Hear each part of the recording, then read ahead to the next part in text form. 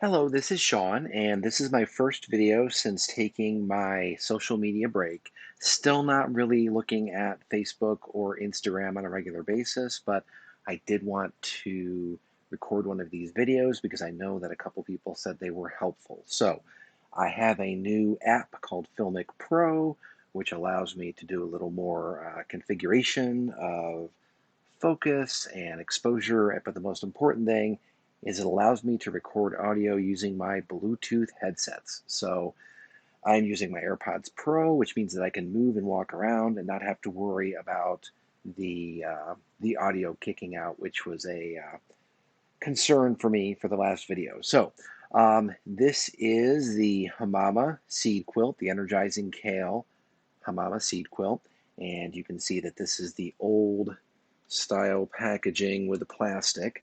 I'm still kind of burning through my old stock um, of the Hamama product. I bought a year worth of Hamama, but this is what the new stuff looks like. It's the nice rice paper. Gotta love it. So I am burning through the old stock, and so today we're going to be doing the Energizing Kale Hamama seed quilt. So, what do we have? We have some water.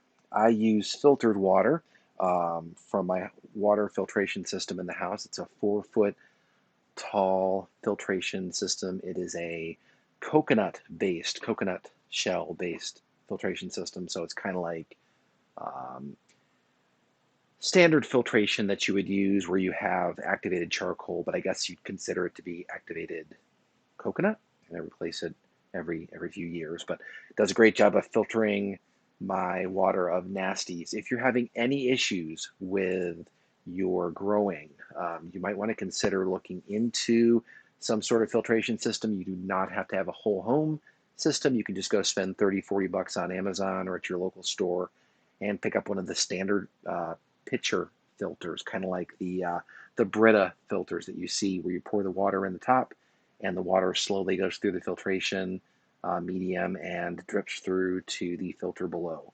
The pitcher systems are nice because they do generate the water enough water for you to um, use. I think it's 20 something ounces of water to get to the fill line. So the pitcher systems are perfect. They're also inexpensive. So again, any issues and you're not using filtered water, I would absolutely get a water filtration system as they are super inexpensive. I mean, you can go crazy and spend five, 600 bucks on a whole home system if you want, or you can just buy a $30, $40 Brita system and that'll work just fine. Things that we should go over. This is a ceramic owl from my aunt, and it is watching over our scene today. This is a local only, so it does not have a remote temperature hygrometer. This is just a local temperature and hygrometer monitor. It is there just to let me know what the environment looks like. And at this point, you can see that we're right around 73.6, which is perfect for growing pretty much anything. And you'll see the relative humidity is 49%, and that is perfect for not having mold and stuff. I know if you get into the 60s and 70s or even higher relative humidity, people have a hard time with evaporation. The bottom watering system tends to fail at higher humidities just because it can't get enough evaporation to remove the water from the top of the system, and you sometimes get issues where the seeds won't. The seeds have issues with getting basically sitting in, drowning in water. So yeah, you don't want that for sure. So what we're looking at here is the Hamama scissors. Very, very cool. And we're going to cut open the top. So cutting open the top. Here you go. And voila. You will notice that there are, throw the plastic away there are a few things in the container. There is a card, which you should always keep if you can. This card tells you all sorts of information. I write on the back what day I soak the quilt, basically day one starting. I also write down when I peel and when I harvest. So I would for sure keep this as a good reminder of what you're growing, when you're supposed to peel. This says peel cover in 5 to 6 days, and what the grow time is. Most of them are 10 days, but I have seen, I think one of them is 7 days. I think that might be the catgrass. So anyway, this is the Energizing Kale Seed Quilt. And if you have, which I do, but just not here in the studio with me, if you have a card holder, you can plop that right there in the card holder. This is the seed quilt. It consists of a bottom thick brown coconut coir layer, and then there is a top layer. The top layer consists of a white fabric-like substance, a top paper-like substance, and then seeds. If you notice that the seeds are collecting in the bottom parts of the sections, you might want to shake them a little.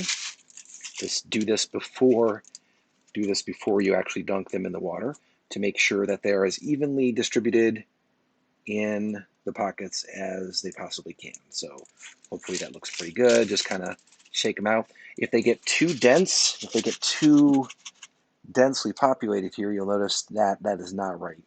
See how there's like a lot of air right there, and then there's the brown seeds there. You really want to shake those up and get them into a position where they're equally distributed. So do that, equally distribute the seeds a little bit. That will help with yield.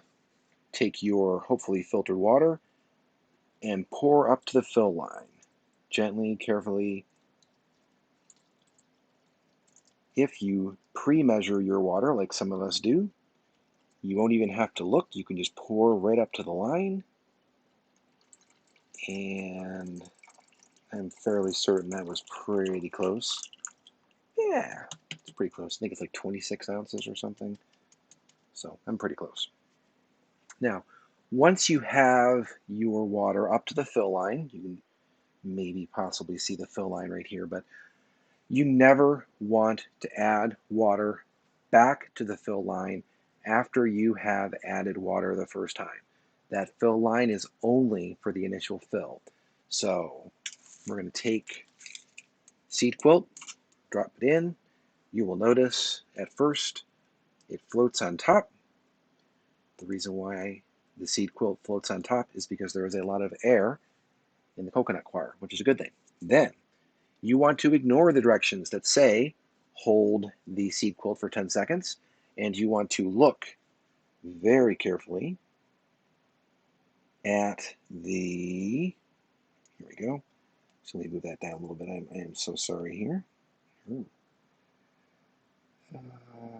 Yeah, nice and professional. Sorry about that, guys. And there we go. So you will see when I hold it under, hear that paper? Nice and dry. So we have not saturated the water yet. And if you hold this with your hands under the water, you will start to see or notice that each of the sections will go from a light tan to a darker brown. And that color change in each one of the sections, all the way across the coir, make sure you've got their quilt. Make sure you get your fingers on all of the sections. Once each of the sections is completely soaked, that's when you're done. Don't worry about time. Some people say soak it overnight. Some people flip these things upside down, which I do not recommend personally. I think that can cause issues, but whatever works for you. If it works for you, that's awesome. If it doesn't work for you, maybe try something different. So I just hold these under the water, just like this, and I kind of hold them, kind of walk my fingers around until the sections are a nice dark brown. Now, you're not going to get a lot of difference in between the sections because those are connected to the paper is connected via adhesive to that fabric-like layer underneath, that white fabric-like layer. So you definitely want to make sure that you're only looking at the sections that contain seeds when looking for color change. Another thing that happens when you properly soak the quilt is the coconut coir will completely saturate with water, most of the air will be kind of blown out of the coconut coir, and it will no longer float. It'll just sit there and hang out on the tray. So there you go. And not too bad of a framing job, I think. So you will see in these sections, and I can see here, hopefully you can see at home, that each of these sections is now completely saturated with water. Now I'm going to give you some quick troubleshooting things to look out for. Again, after about 15-20 minutes, that dense coconut coir is going to fluff up a little bit, and it's actually going to push the top out of the water. So over here on the left, I can see a little bit. The top of the quilt is actually dipping into the water. That is okay for the first, 15, 20, maybe even an hour. But you'll notice that over on this guy, there's a little bit of a dip. You want to kind of pull these dips back a little bit. You do not want the top sitting in the water, especially for more than a day. Once you get beyond day one, this top should start to dry. Within 8 hours, you should start to see some drying. Any water, liquid water that's sitting here on the top of the quilt should evaporate. You can kind of push it off to the side. It really doesn't need to hang out there. And what you should have when you're done, after about maybe a day or two of standard evaporation in relative humidity of 50% or below, this top should get fairly dry. Right now, if you feel it, once you have soaked it, this paper is wet. And that's cool. That's what you want. You want the paper and the seeds and everything to get wet. Then, after a day or two, that paper should be dry. I'm not saying the stuff underneath the paper is going to be dry. It actually creates these little microclimates for the seeds to grow in. So it protects them from keeping bugs out, so bugs can't get through the paper. It keeps the moisture in, which is cool. It reduces evaporation inside the system, which is perfectly fine. And it regulates temperature and light and all that. Seeds do prefer to not have a lot of light when they're in their germination period. So up to day 5, if you look here, of course you can't see that, but up to day, we'll do it from the side, 5, 5 and 6, peel cover in. So it's actually okay to keep these in complete darkness for the first, X number of days that it says peel before. So, or peel cover in. So that's really what you're looking for, is to, if you want to keep the hamama somewhere, you can literally keep it anywhere you want. You do not need to put the hamama in front of a window during the germination period. And like I said, seeds prefer to be in the dark or semi-dark. This paper does have light attenuation, about 50%, so it does remove about 50% of the light that gets through to the seeds. So you can just have the hamama anywhere you want, as long as it's comfortable for you, 70 to 80 degrees. But the humidity is very important, because you want this top to start drying out from the moment you dunk it. Again, the seeds inside the paper are going to slowly go from being saturated, sitting in water, to basically a little greenhouse where there are very high humidity, little microclimates in here. But there's a difference between high humidity and sitting in water.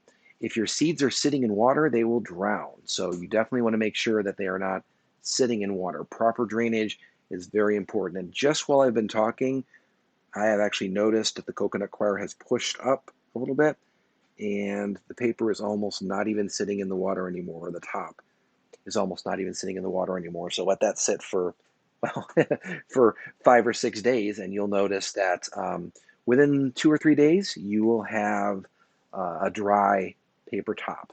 Now, one of the things that I do when I'm getting closer to peel day, like on peel day, day 5 or 6, once this has ballooned or the seeds have started to rip through the top, that is when you want to consider peeling, especially if it has ballooned or ripped all the way evenly across the quilt, that's the time when you just get in there and you kind of stab it and peel the paper away from the fabric. Do not peel the top away from the coconut coir. The coconut coir needs to stay in contact with the white fabric at all times. You want to try and keep those together because the seeds get a little confused if they send the roots down and they can't go right into the coir. They'll grow around and then down. But so try to keep the top connected to the coir. When you're peeling, you are only peeling this top paper layer. So if you peel away and there's no seeds, you peeled too far because it's paper, seeds, then the white fabric, and then the coconut coir on the bottom. So hopefully that gave you a basic understanding of the different parts and why it's important to peel properly. So now that I've been talking here, I can see that all of these sections all the way across are completely dark brown, which is exactly what you want. They're actually close to mahogany or almost black, which is cool. But the main thing is they go from that light tan to a darker brown, and that is what you want to see. And you want to see equal water distribution. You want to see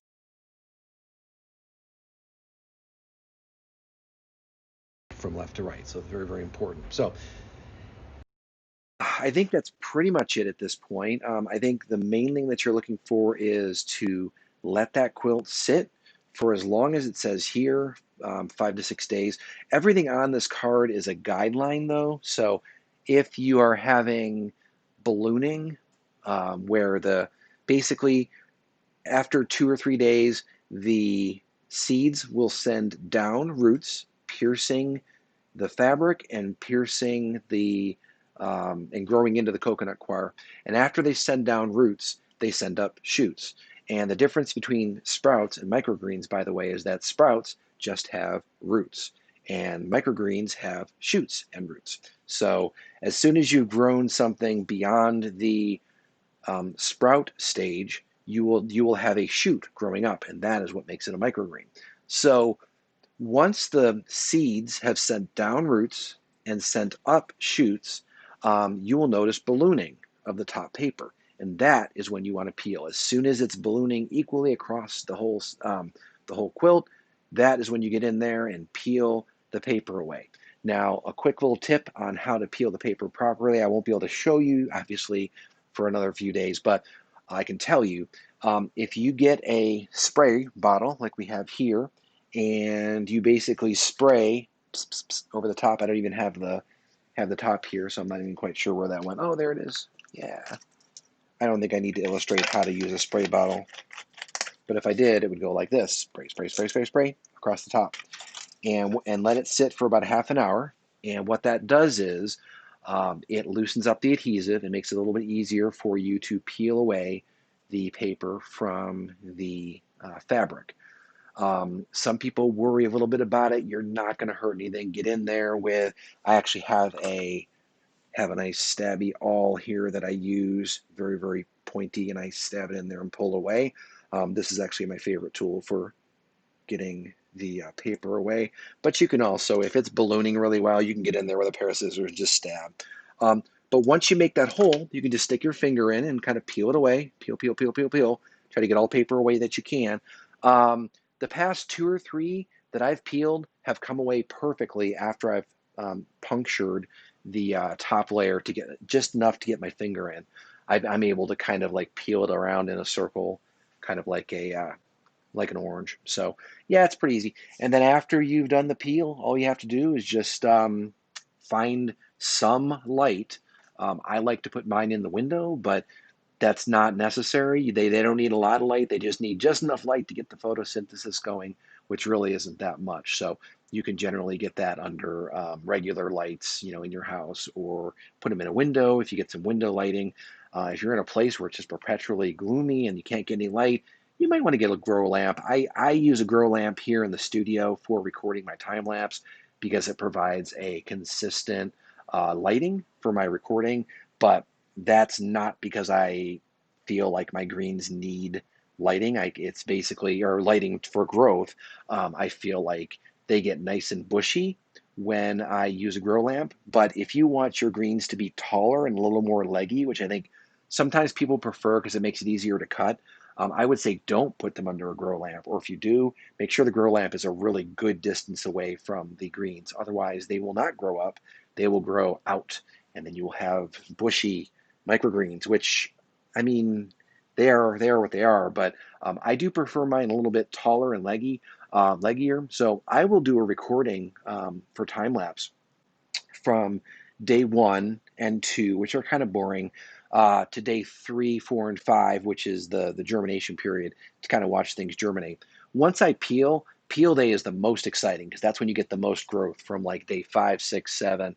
And then usually for the last 3, 4 days, I will put them in the window and give them their little retirement break. And that helps them grow up and out. And I'm sure a lot of you have seen pictures and videos that people have posted of the microgreens growing up and then kind of leaning toward the light. If you don't like the lean, which all plants do, by the way, just rotate once or twice a day, and 180 degrees, and they will keep leaning, keep leaning, keep leaning, and you'll have pretty straight microgreens. Of course, straightness does not have anything to do with the tasting of the microgreens, so you can eat leaning greens. They're perfectly fine, and they're not hard to cut. But if you do want, if you're like me, a visual perfectionist, and you want to get them to go straight up and down, you can either put them in a window and then rotate them a couple times a day, or just don't use a light that is super bright on one side and that's not bright on the other. So get some kind of wraparound lighting. Like the grow lights here actually do a pretty good job of keeping them straight, but they also get really bushy, like grow out versus up. So it's really it's really what you want to do. If you want to make it easier for yourself to cut your microgreens on harvest day, you might want to consider not using a grow lamp, or using a grow lamp that is relatively far away, maybe a couple feet away.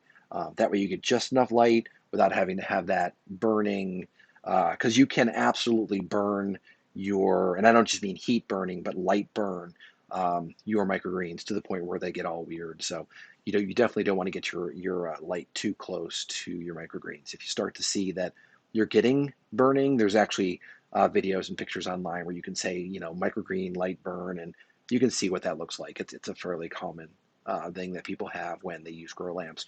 And if that's the case, you just move it up and away, and you will have fewer problems with that. So, but again, they don't need a grow lamp. They usually will work just fine in a window, or even under regular artificial lamps in your home. So put them where you find the most joy, and I think that's really the best course of action. I will be back, obviously, to post a video of peel day, which will be 4, 5, 6 days from now. I mean, according to the card, it says 5 to 6 days on this Energizing Kale, but who knows? It could be day 4. But I will absolutely be having a video to kind of show you how this works, and hopefully you have found this informative. I am going to zoom in one more time so you can see how nice these sections are. They are really very, very dark brown. You'll notice the sections that don't have seeds, that are actually where it just goes right into the paper, is connected to the fabric, are lighter, and these are darker. Now these sections do actually get a little bit darker, but not as dark as the seed section. So you definitely want to make sure that those sections all get wet, and you will be super happy. Another thing I just want to say real quick, watering your plants is important. And this system is a bottom watering system. So when you're watering the Hamama system, always water carefully and slowly from the sides. Do not water from the top. And try not to water to the point where the top gets additionally wet. That could cause you some issues. So pour carefully, slowly from the sides. And when you're refilling, if you need to refill, try not to refill more than halfway up the coconut coir. Do not let the water anywhere near this top after the first dunk, because you will have issues with evaporation and airflow. And if your seeds sit in water, they will drown and it will die. And you'll be like, why is this not working? Why is my quilt failing? Or why is only half of my quilt working and the other half, you know, isn't working? Why do I have growth over here and no growth over here? Or why do I have pockets of, growth? That's all overwatering. Or in the case of underwatering, you might have a case where you got the left, but you didn't get the right. Okay, that's fine. And that's easy to check, right? If the left is growing and the right's not growing, and you kind of look in there and you see the seeds are rattling around and they're not moist at all, yeah, you definitely underwatered. But most of the time, the issues that we see in the group are overwatering. So you want to make sure that you water carefully from the sides, never more than halfway up the coconut coir. Ignore the fill line after day one. Never use the fill line. If you have to clean the water out, let's say your water gets stinky because you used unfiltered water, or something weird happened in your environment and you got some mold in there that you want to clean out because it smells a little bit. The water smells. If the water starts to smell, cleaning out the water is super easy. You take the quilt out, you put the quilt on a tray, you clear, put the quilt on a, some kind of safe, like a dish or something. Put it on a dish because it's going to be wet, and then clean the tray really, really well. Then put the quilt back in dry, and then add the water up to halfway up the coconut coir, and everything will go swimmingly. If you decide to add water before you put the quilt back in, you will have no frame of reference for how much water to put in, and you will most likely either over or under, most likely over water your quilt. So when replacing the water, if for some reason you need to do that, you take out the quilt, put it on a plate, clean the tray really, really well, put the quilt back in. Then once the quilt is back in the empty, clean tray, fill carefully from the sides until the water is no more than halfway up the coconut coir and not touching the water on the top. We do not want the top to ever touch the water in the reservoir beyond that first day. So hopefully that's been informative. I've tried to give you a little bit of troubleshooting here in a new recording environment, which hopefully we'll be using this more regularly as we go forward, because it definitely works really well. And yeah, hopefully my voice recorded well. I'm noticing that I'm actually getting much better levels than I was before, and I know that because the microphones are actually in my ears, or close to my mouth, you can actually hear a lot better, even if I move around or walk around. So, if you have any questions or comments or concerns, you can absolutely leave them in this post, and I will, I'm sure, eventually read them. But I just want to let you know I will be doing another one of these videos when Peel Day comes around in 5 to 6 days. So look out for that. Again, this is Sean, and this is the Energizing Kale Seed Quilt. I want to let you know, just here at the end, I probably should have said this at the beginning, but I'll say it at the end. I do not work for Hamama. I am not a Hamama employee. I am just somebody who likes to grow Hamama seed quilts. So if you have any issues with shipping from Hamama, or your subscription didn't get to you, or something got misshipped or missent or whatever, um, most of the people in this group, including myself, cannot help you with that. All we can do is tell you anecdotal stories about our own situations. I ordered last week and it took an extra week to get to me, that kind of thing. But we can't make your shipments go any faster. And, we are not Hamama. Most of us are just customers just like you. So please try to be kind in the group, try to be positive. Um, we want to help you succeed. We want to help you enjoy your Hamama seed quilt just like we enjoy ours. But please, please try to keep it positive. We want to try and keep people happy in the group, helping each other. If you want to do a post in the Hamama group, just remember it's all about positivity and helping each other. We're all volunteers here. Very few of us work for Hamama, so. Being mean or nasty in the group is not going to help anybody, and it's certainly not going to get your question answered, and it may actually get your post reported. So keep it positive. If you are having an issue with your quilt, the most important thing you can do is take pictures and give us some basic information, like when did you, okay, I put this in the water, I started this quilt 3 days ago on Thursday and Thursday morning, and this is, it's been 3 days or whatever. And, tell us if you used filtered water, or if you used, water straight from the tap, or if you used reverse osmosis water, or if you just used, softened water, that kind of thing. I worry a little bit about softened water because that some of the softening actually adds salt, and that might actually kill, greens. So you want to be careful about salt content in the water. I know there are salt-free um, water softening systems. But yeah, so we want to know about your water. We want to know about the conditions. So if you don't know what your humidity and temperature are in your growing location, consider getting one of these. You don't have to get the exact same one that I got. You can go get one, like I said, on Amazon or your local hardware store, very inexpensively, 20, $30, and it will tell you the main things that you're looking for are the relative humidity, so the percentage of humidity in the air, and the temperature locally, so right here. That way we can give you good answers like, oh, okay, yeah, your humidity is 80%. Well, it's almost raining in your house, so obviously you need to get some airflow going over to reduce the water. It's never a good idea to have these seeds soaking in water for more than, let's say, an hour or two. And again, these seeds are probably soaking in water right now, but they will absolutely drain. Just like with any house plant, drainage is very, very important, and that's something that you want to look out for. Is you want to ask yourself the question: is this system properly draining the water from the top into the bottom? If not, you've got a problem, and you need to kind of work out airflow. And why is the water staying in the top? Is because you've got a corner dipping down into the water and wicking water up into the system?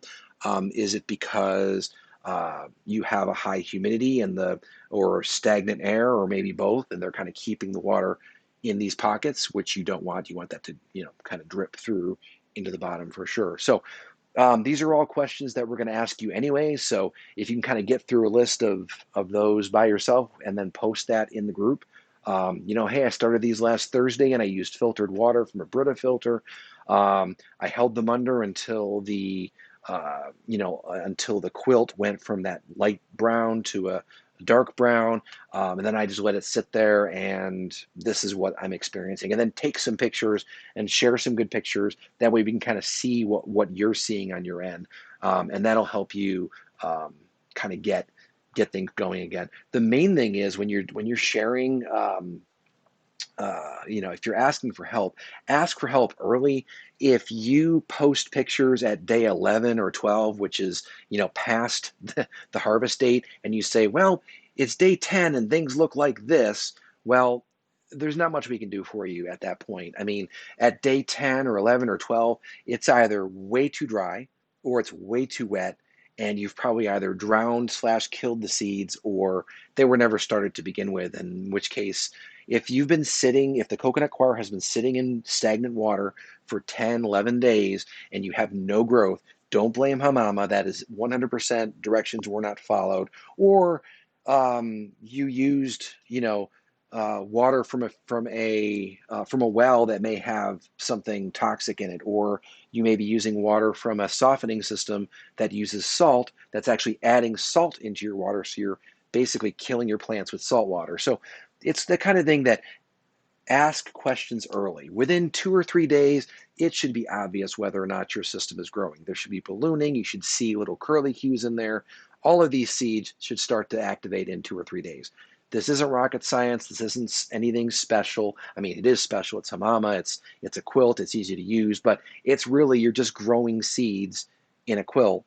And so this stuff is pretty scientifically reproducible. This is not, if you add salt, it's not going to work. If they sit and soak in the water for more than a day, they're definitely going to die. So there's just all sorts of things that we can try to help you with troubleshooting, but really in the end, it's all about very simply water, hold it under, make sure that the top isn't sitting in the water, let it sit until it bubbles, balloons and rips, tear the paper away, put it in light, and then in 10 days, you're going to get a nice harvest. Well, that's a nice 35-minute video. I hope this wasn't too long, but I know some of you folks really enjoy the videos and don't mind the longer videos that I post. So thank you for listening and watching all the way through to the end. My weird ceramic owl Thanks you. Um, and I thank you for listening and taking a little bit of time out of your day to watch my dunking video. Have a great day. Thank you.